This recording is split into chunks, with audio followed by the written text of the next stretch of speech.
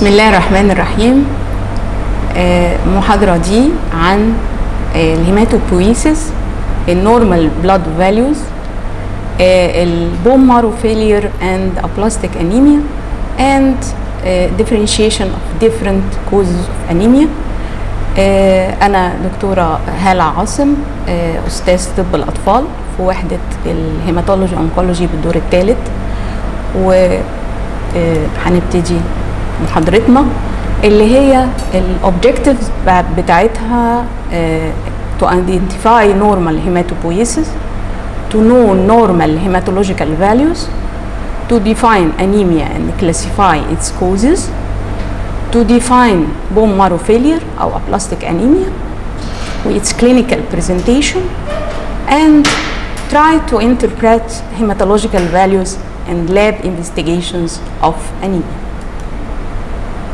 احنا طبعا patients كتير بيجولنا بنطلب في الانفستيجيشنز بتاعتهم CBC، سواء hematological cases او other cases. الحقيقة لما بطلب CBC او complete blood picture بيديني النمبر اوف RBCs، الليمفوسايتس، النيوتروفيلز، الايزينوفيلز، البيزوفيلز، البليتلتس، المونوسايتس اند بان سيلز. النمبرز دي كلها الاوتوميتد انالايزر بيطلعها لي، لكن انا لو عايزه ادور في البيشنت على abnormal cell او morphological changes، فانا ضروري ان انا اطلب كمان blood smear عشان اطلب مايكروسكوبيك بيكتشر واشوف الابنورمال مورفولوجي. البلاد سيلز دي كلها اللينيج الثلاثه اللي هم الوايت بلاد سيل والريد بلاد سيلز والبليتلتس جايه منين؟ المصنع بتاعها هو فين؟ في الفيتس during gestational age بيبتدي الفورميشن او المصنع بتاع البلاد سيلز دي بيبتدي في الميزنكايمال تيشو. بعد كده الليفر والسبلين بياخدوا رول في الفورميشن اوف ذا بلاد اوف ذا فيتس during gestation. في اخر الجستيشن بيبتدي البون مارو يعمل البلاد سيلز. at birth البون مارو موجود في كل البونز اوف ذا بودي. خلال الانفانسي بيتحول ان البون مارو يبقى concentrated في الفلات بونز وفي الاند اوف لونج بونز. زي ما احنا شايفين المصنع موجود عندنا في الفلات بونز وفي الاند اوف لونج بونز. طب المصنع ده بيشتغل ازاي وبادي ازاي؟ بادي من ستيم سيلز اللي بنسميها بلوري بوتنت ستيم سيلز. البلوري بوتنت ستيم سيلز هي capable of division، تدي عدد كبير جدا من السيلز وبتديفرنشيت عشان تبقى committed انها تديني certain types of cells. ال different stimulations اللي بتخليها تعملي الكلام ده بتبقى فاكتورز بنسميها الهيماتوبويتيك جروث فاكتورز. منها اللي معروف ليكوا يمكن الاريثروبويتين، معروف طبعا انه بيستيموليت الفورميشن اوف RBCs اللي هم الاريثروسايتس. قبل الحقيقه الستيج اوف اريثروسايتس البون مارو بيطلع ستيج قبل الاريثروسايت على طول بنسميه ريتيكولوسايتس. الريتيكولوسايتس هي الحقيقه early stage of RBC، لسه فيها شويه RNA ريتيكولم بتطلع في السيركيليشن، تقعد تقريبا يوم او يومين وبعدين تتحول لماتيور RBC. طيب ايه النورمال رينج ان هيماتولوجي؟ واحنا طبعا في الاطفال بالذات مشكلتنا ان احنا المفروض بنعالج الطفل من اول نيو بورن لغايه 15 years تقريبا. فالايدجز دي المختلفه بيبقى فيها different normals. النورمال مش واحد. يعني مثلا انا لو جيت على الهيموجلوبين عند النيو بورن هلاقي النورمال هيموجلوبين في النيو بورن اصلا من 14 ل 21 جرام بر مليلتر، فبالتالي ده يعتبر اعلى من النورمال في الايدج اللي بعد كده. لو بصيت في الهيموجلوبين في الايج بتاع 2 مانث هلاقيه النورمال بتاعه هو اقل رينج موجود في حياه البني ادم، واعلى نورمال رينج في وقت الولاده في الكورد بلاد. بعد كده بيجي من سنه لغايه 12 سنه يبقى قريب من النورمال ادلت فاليوز. بعد كده بيبقى فيه شويه ديفرنس خفيف بين الميل والفيميل بدايه من الادوليسنس. الحاجه الثانيه اللي بنشوفها المين كورباسكولار فوليوم.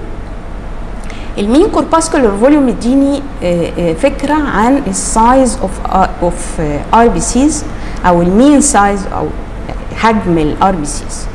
برضو الوايت بلاد سيلز عددها بيختلف من اول نيوبورن لغايه الادلت.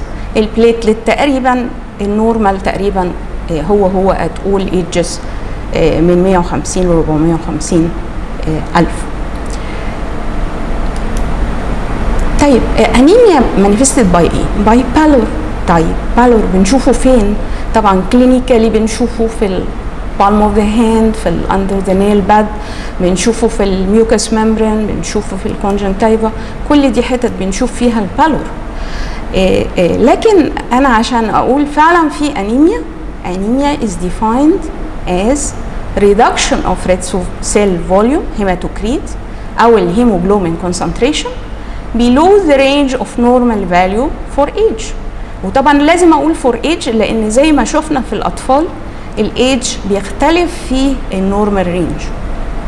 فمثلا في النيوبورن بعض الكتب بتقول اقل من 14 جرام بير لتر بيعتبر 14 جرام بير دي ال يعتبر انيميا. من 1 مانث تو 12 مانث هيموجلوبين اقل من 10 يعتبر انيميا. من 1 year ل 12 years في كتب تقول 11 وفي ناس تقول 11.5 جرام بير لتر او جرام بير ديسيلتر لو قلنا 11 او 11.5. طيب ايه اللي يخلي فيه انيميا والهيموجلوبين والهيماتوكريت تنزل بلو ذا نورمال رينج؟ احنا قلنا من الاول ان في مصنع بيطلع. فاللي يحصل ايه اللي يخلي فيه انيميا؟ يا اما المصنع مش بيطلع يبقى impaired red cell production. طيب البرودكشن مش كويس او برودكشن كويس وكل حاجه والبومر شغال لكن في increased destruction زي الهيموليسيس باسبابها، او مفيش تكسير ولا حاجه ولا هيموليسيس ولكن في blood loss due to hemorrhage due to any cause. لو جينا للسبب الاولاني اللي هو الامبيرد ريد سيل برودكشن فممكن نفهم ان هو في الحقيقه 2 كاتيجوريز مهمين. الريد سيل ابليجيا. ريد سيل ابليجيا يعني مفيش ستيم سيلز اللي تطلع لي الريد سيلز. الهيماتوبيسز اللي احنا قلناه في الفيجر الاولاني مش ماشي عشان يطلع لي، مش لاقي المادر سيلز اللي هتطلع لي الريد سيلز. او سبب تاني بنسميه ineffective erythropoiesis. يعني ايه؟ يعني عندي برودكشن ولكن في مشكله في الديفرنشيشن of these cells او في مشكله في السرفايفل of these cells. الله، امال ايه هو الهيموليسيس؟ لا الهيموليسيس فيه ديستراكشن والسرفايفل برضو مش حلو لكن due to destruction.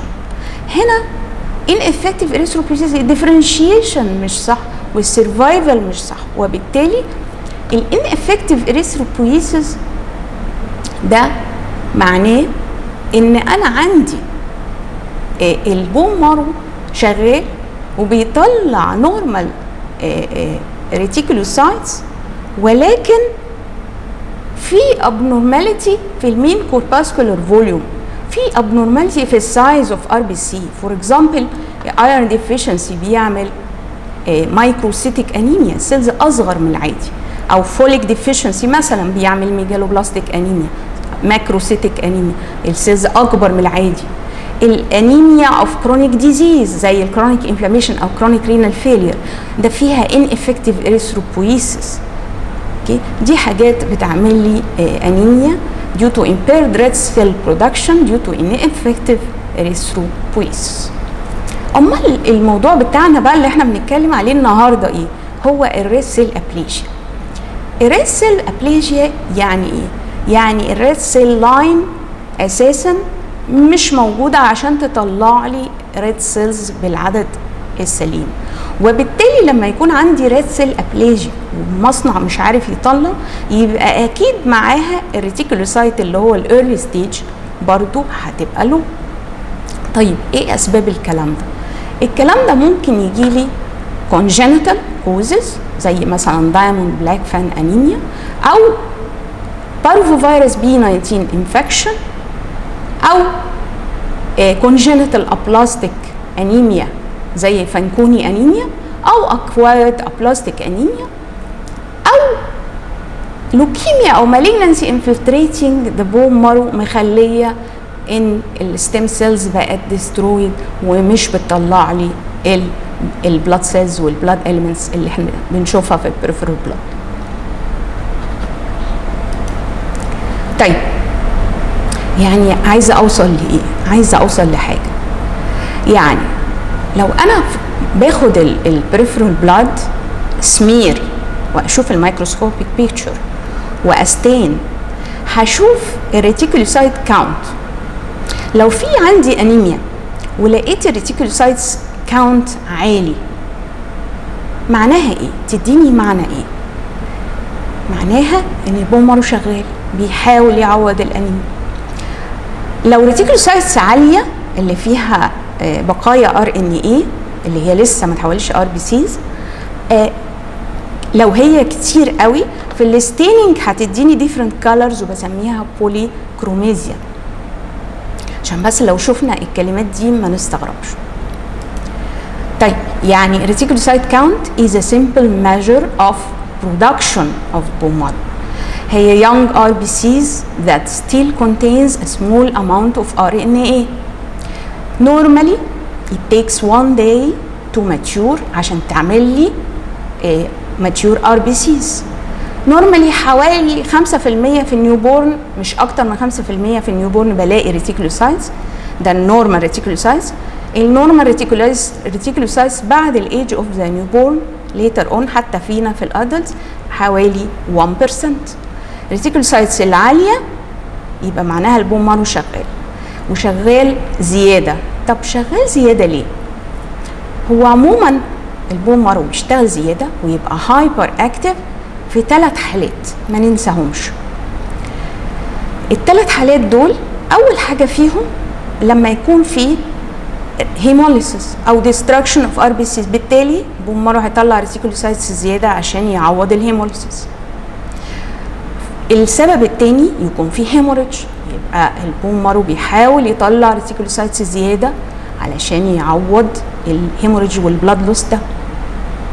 ثالث حاجه برضه الريتيكولوسايتس بتعلى في وقتها لو بيشنت عنده deficiency مثلا of iron او of folic او B12 وابتدت له تريتمنت.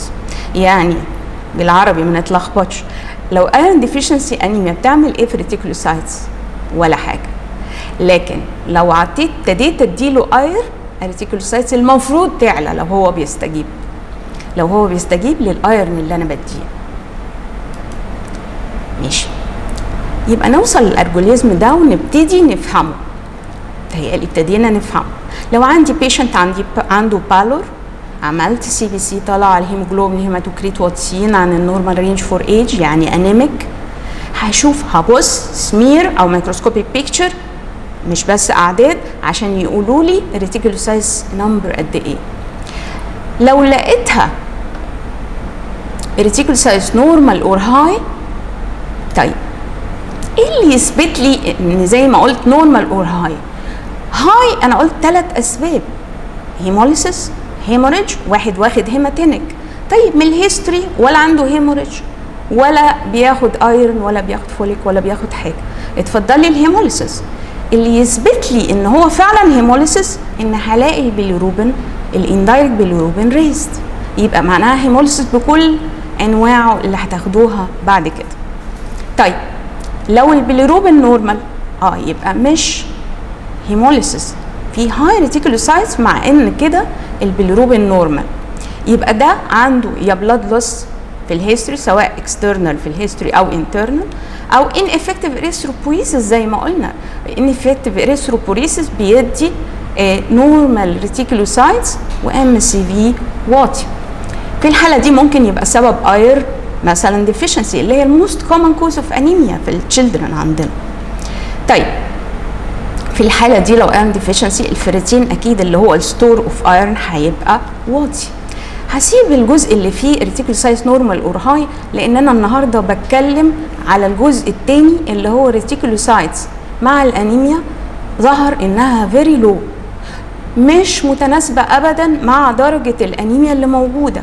فبالتالي الريد سيل معناها ايه انها فيري لو؟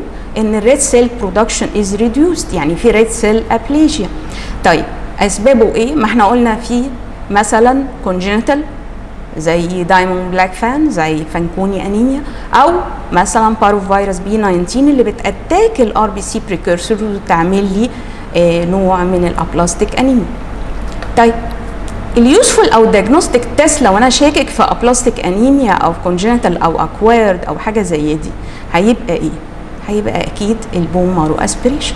هلاقي فيه مفيش ستيم سيلز. طب بره في البريفر بلاد فيه ايه؟ في انيميا وفي ديكريز ريتيكولوسايتس وما فيهوش ولا بيليروبين ريزد ولا حاجه. تمام؟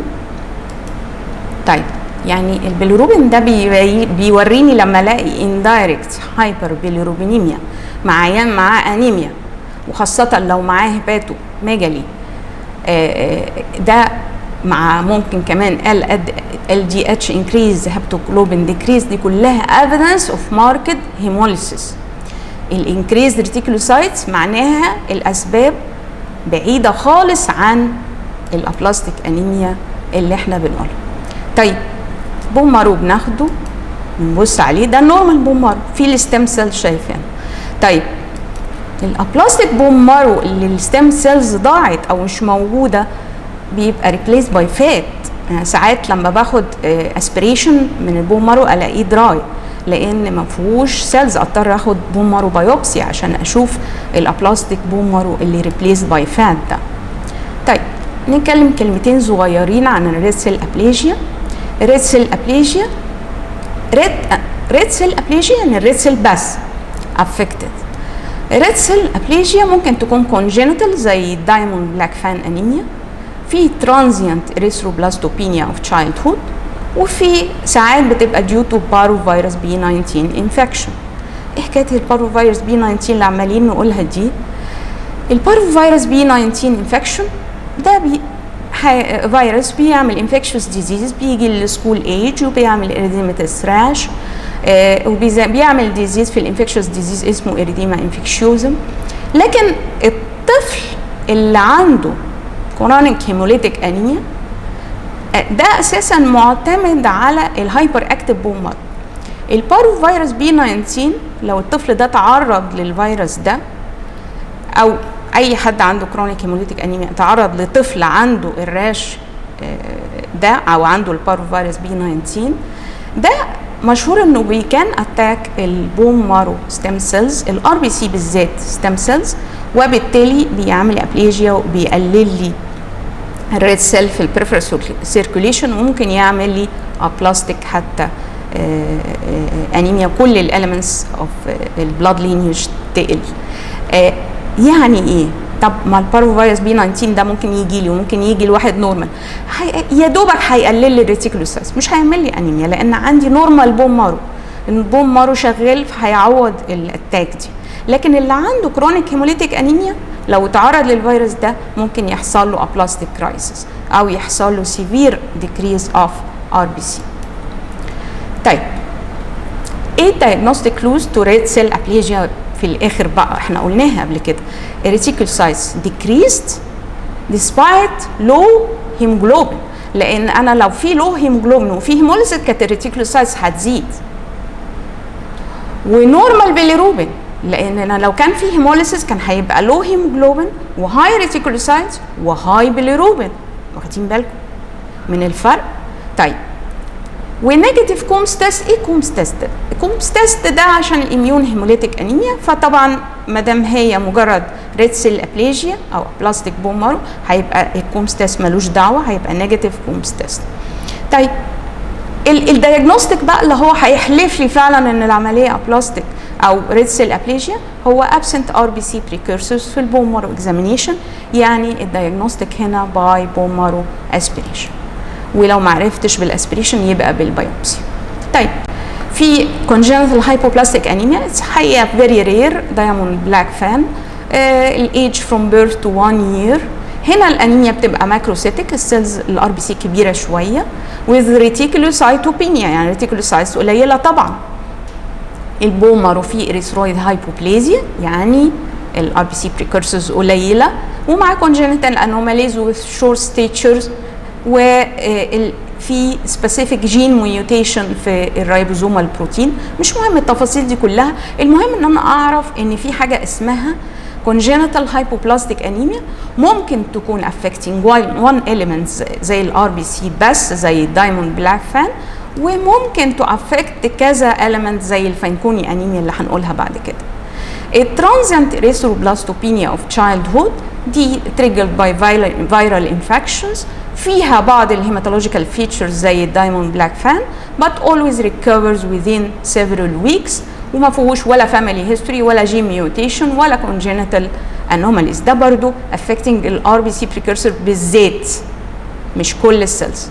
لكن aplastic anemia ممكن to affect single lineage failure of production of single lineage من البون مارو او multiple lineage. لو multiple lineage affected يبقى في البريفرال بلاد هشوف ايه؟ كل الثلاثه lineage الوايت بلاد سيل والار بي سيز والبليتلت بريكورسور في البون مارو في failure of production، مفيش الستيم سيلز اللي بتطلع لي دي، في ابلاستيك انيميا. يبقى في البريفرال بلاد هشوف ايه؟ لو الثلاثه ضايعين او اثنين على الاقل ضايعين في البريفرال بلاد هشوف بانسايتوبينيا. طيب الابلاستيك انيميا اسبابها ايه؟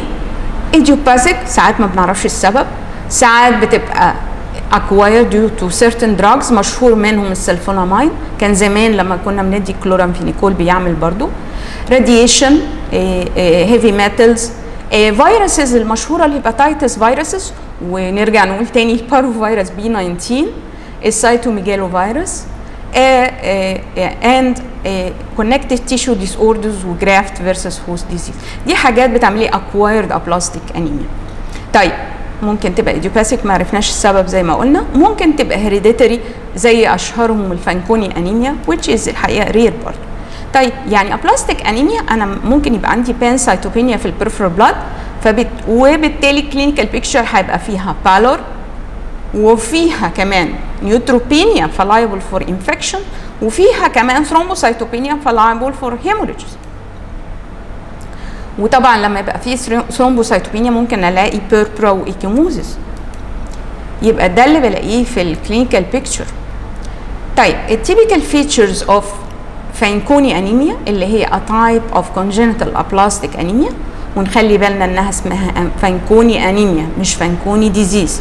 فانكوني ديزيز is a renal disease، فانكوني انيميا هي الكونجنتال ابلاستيك انيميا، فيها بروجريسيف بانسايتوبينيا، فيها ماكروسايتوز يعني ام سي في عالي، فيها multiple congenital anomalies including the kidneys، microphthalmia، short stature، فيها في الانفستيجيشن كروموزومال بريكج زي ما احنا شايفين، كمان فيها ثمب abnormality وابنورماليتي في السكيلتون في الراديوس احيانا، وبيبقى فيها ساعات كافيه اولي سبوتس وستينينج اوف ذا سكين مع شورت ستيتشر وبعض الكونجنتال انومالي مع ابلاستيك انيميا. ابلاستيك بون مارو، لما اسحب البون مارو الاقيه ابلاستيك.